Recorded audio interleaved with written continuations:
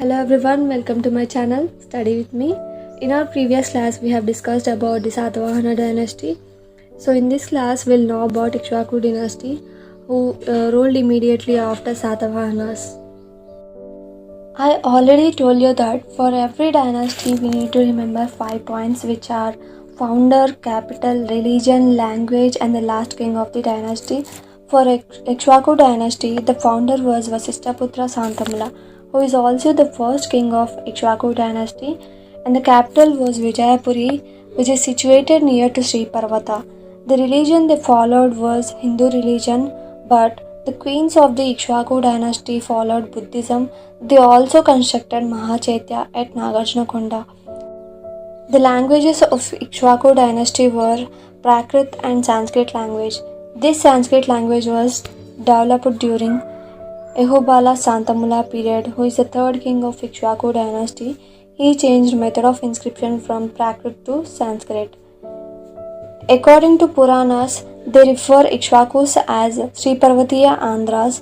They holded power around the region Nagarjunakonda, and also they refer themselves as a branch of Ayodhya, to which Lord Sri Rama belongs to, but it is difficult to prove or support this statement. According to Itihasas, ancient Ikshvakus ruled Upper Gangetic Plains, including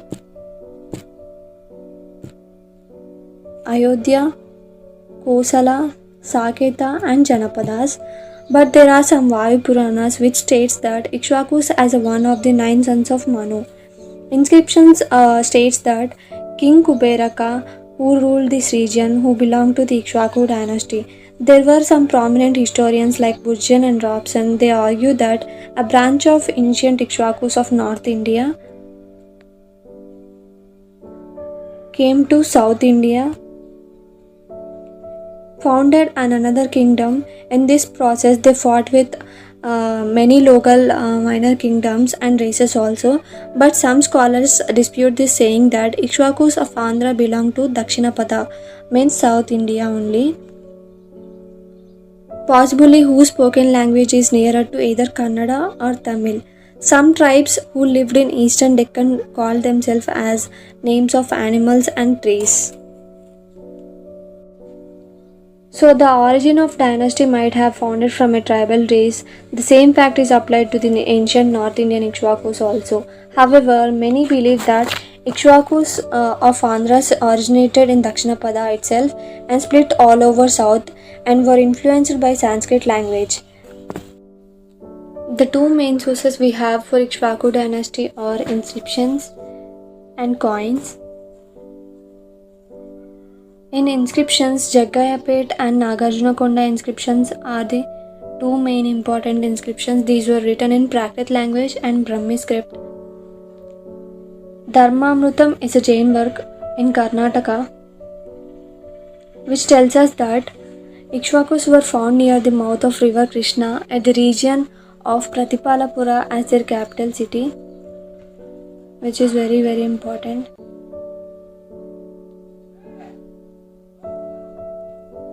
And the coins of Ikshvaku dynasties were found in Fanigiri and Nelakondapalli. This Fanigiri is in Nalgonda district and Nelakondapalli of Khammam district.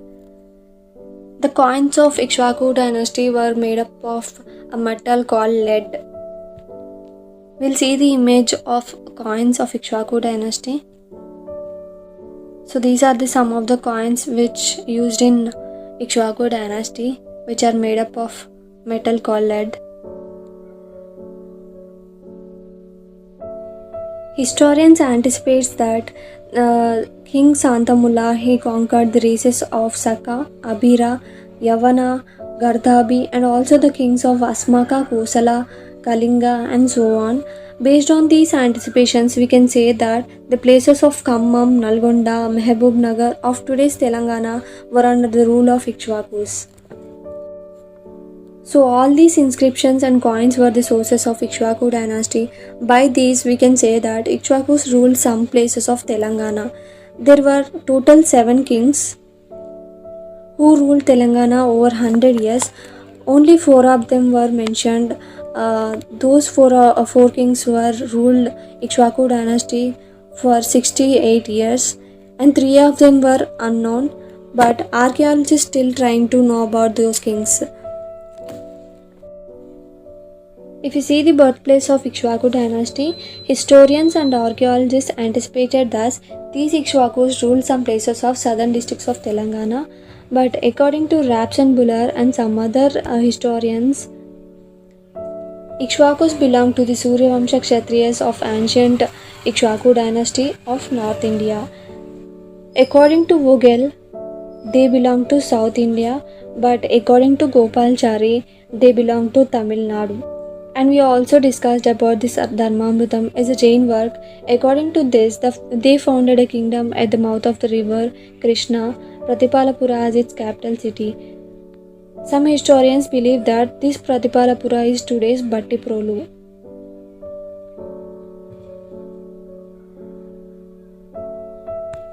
The facts regarding Ikshvaku dynasty, which ruled the Telugu region after Satavahanas, were found during the excavations of Nagarjunakonda or Sri Parvata. The inscriptions of these were dated in regnal years instead of the calendar era, so the exact years or dates were uncertain. Though there is no exact information about the dates and periods of Ikshvaku dynasty, there were some historians who mentioned some ruling periods of kings of Ikshvaku, which were supported by many historians and archaeologists, but these dates were not exactly correct. There are some ancient Sanskrit texts like Rigveda, Atharva Veda and Upanishads of Brahmins which mentioned about legendary kings of Ikshvaku dynasty, and the later texts like Puranas and Ramayana suggest that the current dynasty of Ikshvakus were the descendants to Ayodhya.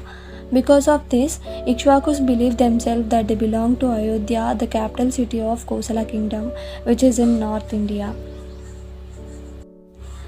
So this is all about our today's class. If you like this video, please share it with the people who need these classes. In our next class, we'll discuss about all these kings in detail. Thanks for watching this video, and also don't forget to subscribe my channel Study With Me. We'll meet in the next class. See you guys.